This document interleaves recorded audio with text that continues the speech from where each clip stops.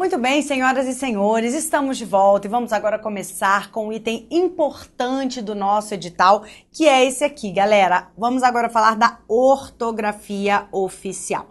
E aí, os alunos sempre ficam em dúvida, né? Rafaela, como é que se estuda a ortografia? Afinal de contas, gente, o que é ortografia oficial? É como você escreve a palavra. Acontece que é claro que não dá para eu mostrar para vocês como é que a gente escreve as palavras, se é com G, se é com J, se é com X, se é com CH. Não é esse tipo de ortografia que a gente vai trabalhar aqui, não.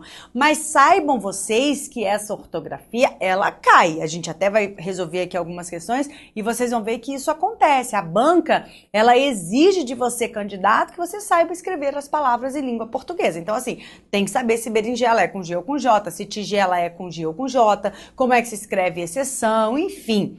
Agora, em que pese esse aspecto puramente assim, né, ortográfico mesmo, de como você deve escrever essa palavra, isso aí, galera, você aprende mesmo com o tempo, depende muito do seu passado escolar, não é verdade? E o que eu sugiro para você a partir de agora? Diante de qualquer escrita equivocada que você venha a produzir daqui para frente, use aquele método clássico, mas que sempre funciona. Escrever a palavra 3 vezes. Claro que de forma correta. É assim que a gente aprende, pelo método da repetição. Porque muitas regrinhas de ortografia, algumas são provenientes do latim, né? Outras são provenientes do grego, mas tem variações. Então não tem como a ortografia ela não segue regras muito pragmáticas, né? Regras assim que seguem muito um padrão. Então não adianta. É leitura, né? Eu sempre digo isso para os alunos. Quanto mais você lê, melhor você escreve. Melhor você escreve nos dois sentidos. Tanto no sentido da organização das ideias, né, no seu texto, como também no sentido da própria escrita correta das palavras. Então, muita leitura e, diante de qualquer escrita equivocada que você venha praticar a partir de agora, treine 3, 4, 5 vezes aquela palavra em qualquer lugar aí que você tenha para escrever e que, obviamente, seja um lugar lícito, né? Mas então você treina essas palavras e é assim que a gente vai trabalhando essa escrita mais pura, eu diria assim. Muito bem, como é que a gente vai trabalhar, como é que a gente vai se preparar para a prova da FCC em relação a este item que ela coloca no edital? Doutores, muitas vezes as palavras, né, primeiro, a gente tem uma série de palavras que são aquelas chamadas palavras parônimas, são as palavras parecidas, de escrita muito parecida, mas que tem um significado bastante diferente. Olha que exemplo famoso, ratificar e retificar, que sempre aparece aí nas nossas provas. Então, assim, essas palavras, elas são escritas de maneira diferente, né? Mas são muito parecidas, tanto é que só uma letrinha é que é diferente entre uma e outra palavra, mas o significado dessas palavras é bem diferente. Então, esse é um aspecto que a banca cobra. Na verdade, o nosso item 3 do edital, ele se relaciona um pouco com esse item aqui, galera, que é o item 11, porque a gente fala da significação das palavras. Então, quando eu digo, por exemplo, que eu tenho aqui, olha, um par, né, de parônimos, são essas palavras ratificar e retificar, eu tenho que saber o significado. Esse aqui é confirmar, né? Esse aqui é corrigir. Então, a banca trabalha com isso. Então, a gente vai linkar agora, né, estes dois itens aqui. Já estamos trabalhando um pouquinho desse aspecto semântico aí da significação das palavras, ok? Outra coisa também que a gente vai trabalhar aqui na ortografia são aquelas palavras que sempre geram dúvida, né? Professor, é à medida em que ou na medida em que? Os dois existem? Como é que é essa história da seção? Seção com S, seção com C, seção com 2 S. Então, são essas palavras assim mais notórias que nós vamos trabalhar aqui na parte teórica. E depois uma bateria de exercícios para a gente ver qual é o perfil da banca para você se familiarizar com ela. Tudo bem, galera? Então, só para situar você, lembrando, né, claro, essa parte de ortografia, assim como a parte de significação das palavras, eu deixei um item separado para cada uma delas aqui no nosso curso. Mas, ao longo de vários outros itens, vocês vão ver que esses assuntos serão retomados e que novas dicas vão surgir, novas explicações vão surgir, só para você se situar, porque também se eu não falasse de ortografia, você ia ficar muito perdido. Então, eu separei esses aspectos aspectos, mas lembrando, eu não esgoto o assunto aqui, porque não tem como esgotar, isso não adianta em nenhum curso, você vai conseguir isso, tá? Mas esse assunto volta, e ele volta porque ele se mistura mesmo, a própria ortografia pode se misturar com a acentuação gráfica, a banca em uma questão só ela coloca, né? Qual é a sentença que está de acordo com as normas gramaticais. E aí tem que estar tudo escrito corretamente, tudo acentuado corretamente, tudo de acordo com a regência verbal, com a regência nominal. Então os próprios assuntos, né, eles vão se mesclando, ok? Só essa orientação básica aí para situar você e explicar para você como é que vai ser o nosso desenvolvimento didático neste item que é muito específico do nosso edital. Bacana, galera? Então vamos lá. A gente começa a nossa teoria, então, comparando essas expressões que geram dúvida, né, na maneira de escrever e que tem uma implicação semântica. Então você, a partir de agora, tem que saber a correta maneira de escrever essas principais expressões aqui e tem que saber o significado delas. Vamos lá, então? A gente começa comparando essas três expressões. Olha, existem as três. Então, olha, acerca de separado, acerca junto de e o a do verbo haver, né? Acerca de. Então, tem a diferença aí entre estas três expressões, ok? Acerca de, essa primeira expressão aqui, significa a uma distância de. Então, esse separado aqui, galera, ó, a uma distância de. Vejam, eu trabalho a cerca de 8 quilômetros da minha residência. Então, tenho essa referência aí à distância mesmo, tá? É algo bem físico. Isso, o acerca separado, ok? E o acerca junto. O acerca, galera, é sinônimo de sobre. Então, quando eu falo com vocês, né, acerca da ortografia, eu estou falando sobre a ortografia. Então, vale a pena vocês se lembrarem, né? Acerca junto, sobre, sinônimo de sobre, sinônimo de a respeito de. Vamos lá? Olha aqui esse acerca junto. Eles debatiam acerca das normas do edital. Então, tem essa diferença aqui, ok? E esse aqui, o acerca de, que traz a introdução desse verbo. Aqui nós estamos diante do verbo haver. E aí vale lembrar, galera, que uma das significações do verbo haver diz respeito a uma referência temporal passada. Então, doutores, quando eu tenho o verbo haver, uma das suas significações pode ser a de uma indicação temporal passada. Eu já disse em outros momentos, né? Vou retomar isso ao longo do nosso texto, já gravei videozinho para colocar na minha fanpage, enfim, sempre é dica quente para a hora da prova, aquela ideia do há 10 anos atrás, que é uma ideia equivocada. Diante dessa expressão há do verbo haver 10 anos e mais o atrás, eu estou diante de um pleonasmo. O que é um pleonasmo? Um pleonasmo é uma repetição de ideias, é uma repetição que pode ser desnecessária ou pode ser proposital. Se o pleonasmo for proposital, ele é aceito pela língua portuguesa. Existe um pleonasmo que é aceito, é o pleonasmo que a gente vai ver lá no item da análise sintática. Vocês vão conhecer o objeto direto e o objeto indireto pleonástico. O que são estes dois termos sintáticos? São repetições de um objeto direto e, obviamente, de um objeto indireto já mencionados, já estruturados na minha oração. Então, lá quando a gente estiver no módulo de análise sintática, eu vou apresentar para você objeto direto pleonástico. E aí você vai ver na sua oração dois objetos diretos, a repetição mesmo. Você vai ter um objeto direto e depois você vai ter um pronome que repete essa ideia e que vai ser classificado sintaticamente como um objeto direto pleonástico. Então, eu justifico esse termo sintático porque ele repete a ideia já mencionada anteriormente. Isto é um pleonasmo.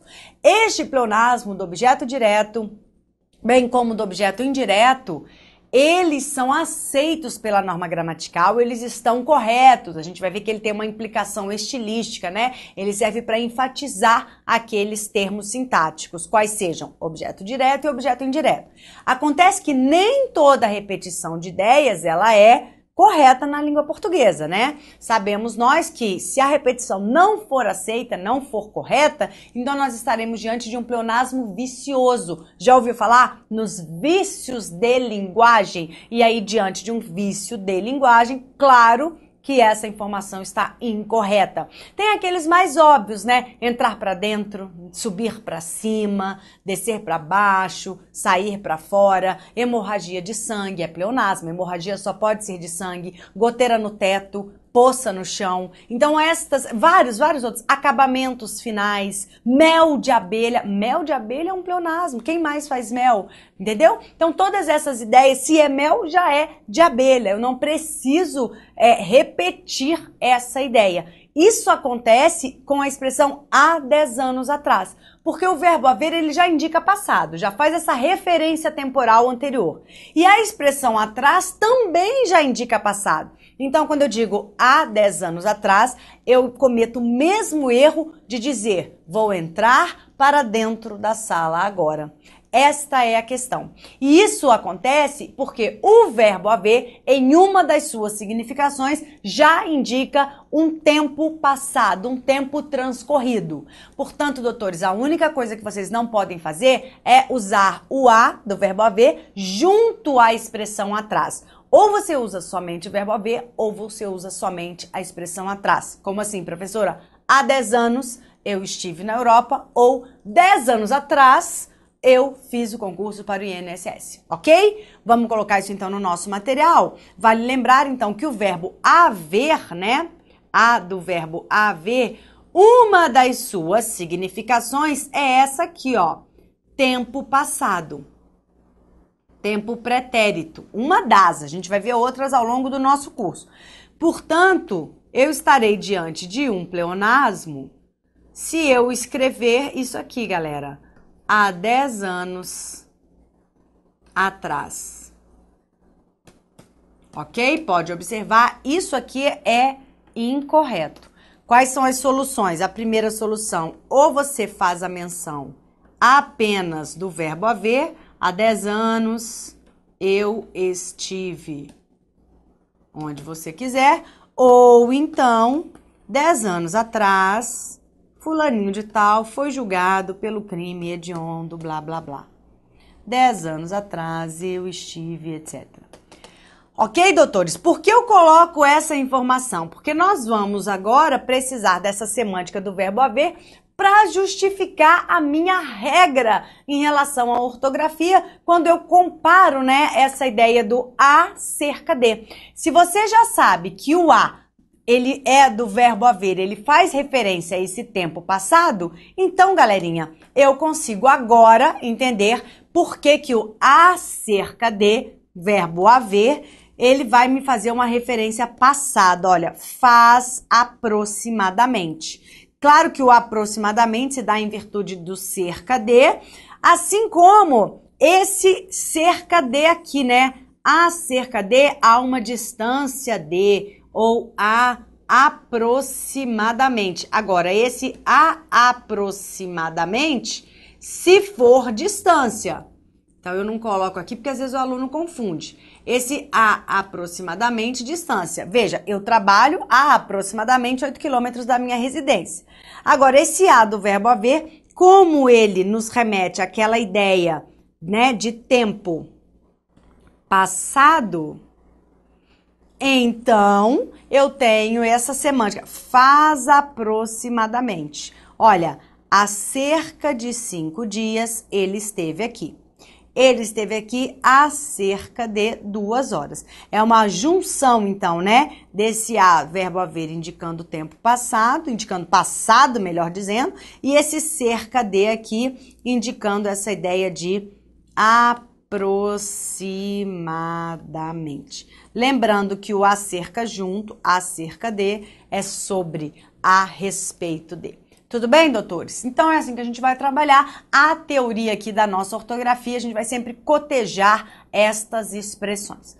Nosso próximo slide traz uma expressão que é muito comum e que, assim, o pessoal confunde, né? Quantas vezes aí na sua existência você falou assim, ah, fulaninho vive às custas de. Não é assim que a gente fala, né? Pô, você tá fazendo isso às custas de quem? Acontece que a expressão às custas de não existe. A expressão é adverbial, ela indica a força de, mas é uma expressão que vem no singular. Então, por favor, a partir de hoje, vamos sempre falar e escrever corretamente. Tá aqui, ó. À custa de, galera. Não existe a expressão às custas de. E o significado é esse, te dá essa ideia de à força de, né? Olha, ela passou no concurso à custa de muitas horas de estudo. Pouco importa o complemento aqui, se tá no plural, não tem problema. Esta expressão é uma expressão adverbial. A gente vai ver no nosso próximo módulo, na nossa próxima lição, 5, né? A próxima acho que é a acentuação, mas a lição 5, a gente vai trabalhar as classes gramaticais. E aí a gente vai ver que o advérbio, ele é uma classe invariável. Então não importa o que está ao redor dele, tá? Plural, feminino, masculino, não importa. Se a expressão é uma expressão fixa, adverbial, ela é invariável. Significa dizer que ela não sofre variação. Essa expressão não varia. Ela não vai para o feminino ou para o masculino, então ela não varia nem em gênero e também não varia em número singular ou plural, ok? É uma expressão fixa, invariável. O namorado de 20 anos vive à custa da namorada de 65 anos. Olha só como o amor é lindo, né? Então é essa a ideia, tá, galera? À custa de. E aí vale lembrar que você tem a expressão a expensas de. Essa expressão que é pouco usada, ela significa à custa de. Então ela é sinônima, né, da expressão à custa de. Você só tem que ter cuidado com o seguinte. A expressão, que também é invariável, tá? Ou você usa à custa de com crase, ou você usa a expensas de sem crase com o a no singular, porque esse a é preposição. Ou você usa às expensas de. Então, assim, em relação à expressão à expensa de, você pode variar para o plural. Tem essas duas possibilidades. O problema está na expressão à custa de, porque no popular o pessoal não fala à custa de, o pessoal fala às custas de. Ah, você está fazendo isso às custas de mim, né? Pois é, essa expressão não existe, tá bom, galera? Então fica aí a dica, à custa de, sempre invariável com crase, ou a expensas de, ou às expensas de. Aí pode ter crase.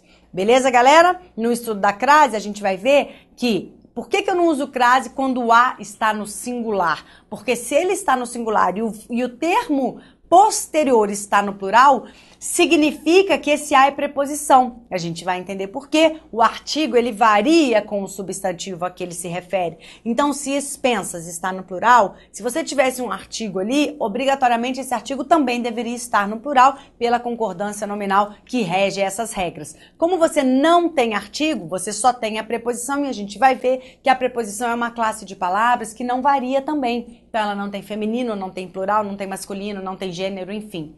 Portanto, você tem essas duas possibilidades. Você pode formar a locução adverbial ou só com a preposição a expensas de, ou com o artigo às expensas de. Mas em todos os casos serão também expressões adverbiais, tá bom? São apenas sinônimas de à custa de. Veja, a casa foi construída a expensas do programa governamental, ok? Muito bem, tá aí a nossa, então, segunda comparação. Vamos prosseguir no nosso estudo, a fim de separado, a fim de junto. A fim de separado, galera, é sinônimo de para, tem valor de finalidade. Inclusive, essa palavra aqui nos remete, né? Quando eu pergunto assim, ó, para alguém, para que você comprou a blusa? Para que você comprou a blusa? Eu quero saber qual é a finalidade, qual é o objetivo. É bem diferente de porquê. Olha aí a ideia, então, da ortografia ligada ao nosso item 11 lá da significação das palavras, do nosso edital. Quando eu pergunto para a pessoa por quê, eu quero saber o motivo. Então, a resposta que ela vai me dar é a justificativa, é a causa. Então, a gente vai estudar tudo isso nas orações. Você vai ver a oração explicativa, a oração causal. Mas quando eu pergunto para quê? Para que você fez isso? Qual é o seu objetivo? Qual é a sua finalidade, ok? Como é que você vai gravar? Para que? Não é uma expressão que a gente escreve separada? Essa aí não tem dúvida, todo mundo domina. A fim de separado vai ser sinônimo desse para que também separado. Então, a fim de com esta finalidade, com este objetivo. Já vou comparar com o a fim de junto. Esse a fim junto, olha como você vai memorizar, ele indica finalidade, perdão. Ele indica afinidade. Então, o garoto está afim da menina. Olha, é essa aproximação, essa afinidade aí. Lembrando que a primeira expressão, a fim de, separado, com esse valor de finalidade, é uma expressão adverbial.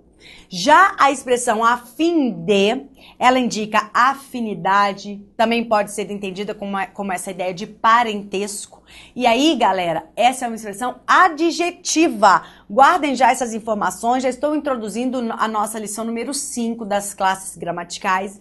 E lá eu vou dizer para vocês que os adjetivos, eles variam, eles têm plural. É por essa razão que eu consigo formular a frase: os governadores são parentes afins. Esse afins vai para o plural, é junto, exatamente porque é esse adjetivo aqui que indica afinidade, que indica familiaridade. Para quem estuda direito civil, vê lá, né, os parentes afins, porque tem essa linha aí de afinidade de acordo com um parentesco. Beleza, galera? Essa expressão também é bastante cobrada, vamos memorizar. Olha os nossos exemplos. Marina Silva participou do debate a fim de convencer os eleitores. Então, olha, é o objetivo, né? É como se você perguntasse, qual foi o teu objetivo, Marina? Qual é a tua finalidade? Para quê, né? Aí ela tá aqui a resposta. Para convencer os eleitores, a fim de, ok? Agora aqui eu tenho, indica a afinidade, né? Esse parentesco, então ele está afim da aluna. Olha aqui, essa ideia do afim junto. Depois de tantos anos de convívio, eles se tornaram afins. E aqui exatamente para mostrar para vocês que se essa expressão, ela variou, ela não é adverbial. Aqui sim, doutores. Esta primeira é uma expressão adverbial. Então, se eu colocar, além da Marina Silva, se eu colocar, né? Marina Silva, Aécio Neves e Dilma Rousseff participaram do debate, o afim vai continuar no singular, né? Então, os 3 principais candidatos participaram dos debates promovidos pelas emissoras, vai continuar a expressão no singular, a fim de convencer os eleitores. Não vai às fins de, não tem essa variação. Já guarda essa informação, expressões adverbiais são invariáveis, já as expressões adjetivas são variáveis. Ok, galera? Vamos então prosseguir na nossa teoria. Nossa próxima comparação é uma que também despenca nas provas, é o tal do à medida que, na medida em que, tem crase e não tem crase, tem aluno que mistura à medida em que, essa não existe. Então vamos dar uma olhada aqui pra gente já comparar. São só estas duas que existem, então já coloco aqui, ao final do nosso slide, aquela expressão que não existe. À medida em que, essa aqui, simplesmente não existe. Pelo menos no nosso vocabulário, a não ser que você crie um. Ok? Então, à medida em que não existe esta expressão, por favor, nunca mais utilize isso na sua existência. Como é que eu gravo, professora? É bem fácil, galera. Ó, não é a contração do em mais a? Então, ó, na medida tem que ter o em que, porque você tem o em no início e o em no meio. Simples assim. No outro já não, o outro já não tem o em aqui, então também não vai ter o em aqui, tem só a crase, tá? À medida que, aqui eu tenho a ideia da proporção. É uma locução proporcional, então olha a semântica, indica proporção. Lembra daquelas nossas aulas de matemática, né? Diretamente proporcional. Quanto mais uma coisa cresce, a outra também cresce. Inversamente, quanto mais uma coisa aumenta, a outra diminui e assim sucessivamente. Então eu tenho essa ideia aí de proporcionalidade, né? Comparando isso aí, ok? A confiança do candidato aumentava à medida que ia estudando. Então, ó, quanto mais ele ia estudando, mais a sua confiança aumentava. É essa a ideia. Então, a expressão correta é à medida que, com crase e sem o em no meio dessa expressão. A confiança do candidato, olha a ideia da proporção. Isso aqui aumentava à medida que aumentava também o seu estudo. Isso é óbvio, né, gente? Isso aí acontece com todo mundo.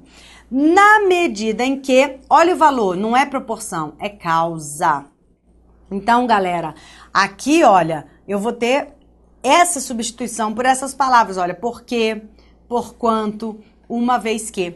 Aqui eu tenho a indicação da causa, ok? Sempre com essa ideia. Causa, meus queridos, vocês vão sempre associar a um fato, né? É aquela ideia da física, toda causa gera uma consequência, é mais ou menos por aí. Então, na medida em que, tentem sempre associar as duas ideias que vão aparecer no seu período com essa relação de causal. Um fato, né, que provocou um outro fato. Tem que ter essa relação direta aí, factual. Cuidado, porque às vezes o aluno força a barra, né? Ah, professora, mas no primeiro exemplo, a causa foi ele estudar e a consequência foi a confiança aumentar. Mas olha só, a confiança do candidato aumentava. Se você associar o contexto a esse verbo, esse aumentava, ele indica uma continuidade da ação, né? Ela ia aumentando. Então eu tenho aí essa continuidade da ação, né? As duas ações, os dois eventos, eles foram crescendo proporcionalmente, daí a ideia da proporção. É diferente da locução causal. A causa é o seguinte, tem um evento e tem o evento consequente. Quer ver? Na medida em que o delegado identificou o autor do delito, indiciou o mesmo. Olha só, o que aconteceu aqui, ó? Na medida em que o delegado, ele não foi indiciando o autor do delito aos pouquinhos. Não, não. Até porque o ato de indiciamento é um só, né? O delegado vai lá e fala, ó, indicio fulano de tal, nananã, pela prática dessa infração. Não é assim que acontece? Então, é um evento, olha aí, certo, né? Consequência do quê? Consequência da causa, né? Na medida em que, qual foi a causa? Ele identificou o autor do delito. Investigou, mas isso não aconteceu. Olha, vou tentar dar um exemplo bem parecido para você perceber a diferença. Na medida em que o delegado identificou o autor do delito, indiciou o mesmo. Olha aí o que está na tua tela. Opa, o delegado foi lá, foi esse o autor do delito. Então, vou indiciar. Agora, olha a proporção. À medida que o delegado foi investigando, foi concluindo que fulano era o autor do delito. Tá vendo? Aqui eu tive uma ideia de proporção. Mudei o sentido porque mudei a expressão. Bacana? Pra gente fechar, conseguiu o benefício previdenciário na medida em que comprovou a morte do cônjuge. Então, nesse caso, alguém vai chegar lá pra você no INSS e vai falar, ô doutor, porque o pessoal humilde, né, que vai usar a previdência, então, por favor, né, pessoal, vocês vão lidar com o nosso povo mesmo. Sejam educados, sejam gentis, sejam bons funcionários públicos, né? Então a pessoa vai chegar lá com aquele monte de papel, ela não vai entender da lei, você tem que explicar para ela com toda a sua paciência. E aí você tem duas possibilidades semânticas. Eu não tô dizendo que uma é certa ou uma é errada, mas veja o que você quer dizer. Se a sua historinha foi, Dona Mariazinha, 77 anos, foi lá, foi ser atendida por você na segunda-feira. Ah, meu filho, aconteceu isso, porque meu marido morreu, né? 60 anos 60 não, porque ela tem 75, casou com 15, mas bem naquela época, né? Mas enfim, milhões de anos de convivência, nananana. Aí você explica pra ela, né? Só que ela não levou nada. Ô, dona Mariazinha, a senhora tem que fazer isso. Ah, então tá bom. Aí ela vai pra casa, procura papel, nananã, pega na pastinha, tá, volta lá na quinta-feira. Espera 2 horas. Tô brincando. Vai ser atendida por você. Aí você fala, ô, dona Mariazinha, faltou esse papelzinho aqui, que a senhora tem que se cadastrar aqui, tal. Beleza, ela vai, aí consegue todos os papéis e volta. Então, olha só. Aqui eu tive uma proporção. Então, ó, à medida que dona Mariazinha foi atendida por você, ela foi providenciando os documentos necessários para conseguir o benefício. Agora, a partir do momento em que ela comprovou que o cônjuge dela morreu, pronto, saiu o benefício. Então, qual é a causa para sair o benefício? Ela tem que comprovar. Esta comprovação, ela pode ter seguido um rito proporcional às suas informações dadas à dona Mariazinha. Entenderam, queridos? Então, assim, o que eu quero deixar claro aqui é que você pode construir as sentenças com as duas expressões, porém, depende do teu contexto. São duas visões diferentes. A primeira historinha, ela foi indo, né, vários dias e você foi explicando. Essa é uma história. Qual é a expressão adequada para este contexto? À medida que, com crase. Agora, ela pegou todos os documentos, fez o cadastro, deu entrada. Consequência disso, saiu o benefício previdenciário dela. Causa e consequência. Então, qual é a expressão adequada para este evento? Na medida em que. O que você não pode fazer na hora da prova é achar que as duas expressões são sinônimas. Não são. Elas não são opostas, mas elas têm uma significação diferente, né? Que vai ser adequada a cada contexto. Tudo bem, galerinha? Vamos finalizar esse bloco. No próximo a gente volta. Tem mais teoria pra gente cotejar essas expressões. Eu espero vocês com mais ortografia. Até já, pessoal!